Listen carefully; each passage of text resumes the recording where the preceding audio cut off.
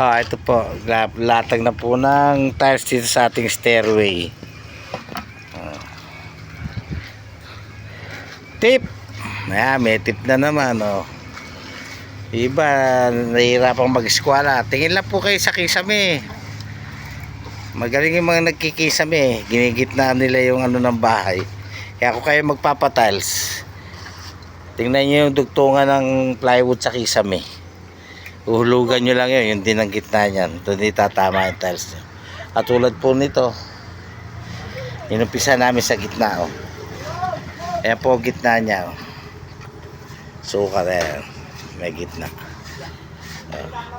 Yan pong gitna na yan, nakatugong po yan dyan, oh. Pati sa gitna ng granite. Ayan. Ayun po, dire-diretso. Pati saksakan ng ilang kuryente.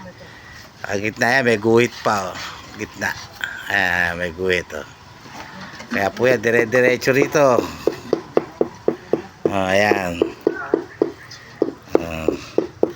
Para maging maganda latag ng ating tiles. Ayan.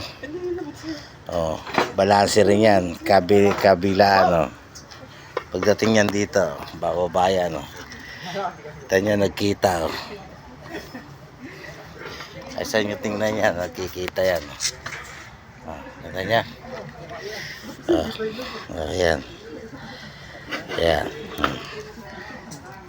Pantay-pantay. Ganda ng latag, ano po. Ganyan din dito. Pagdating yan dito, isa rito.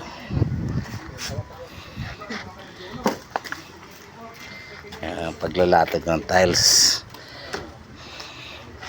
Ngayon, kung gusto nilang lagyan ng pintuan yan, o lagyan ng salamin, dyan din sila gigitna. Dyan sa guhit na yan. Yan, yung guhit na yan. Dyan lang din. Yan. Dyan tatama yung gitna ng pinto. Kung lalagyan ng pinto. Kaya, ang mga siroho niyan, yung po mga pinagputulan niyan, both sides, parehas. Ninyo, kung eskwalado yung ginagawa natin, oh. Tingnan niyo yung mga seam ng tiles.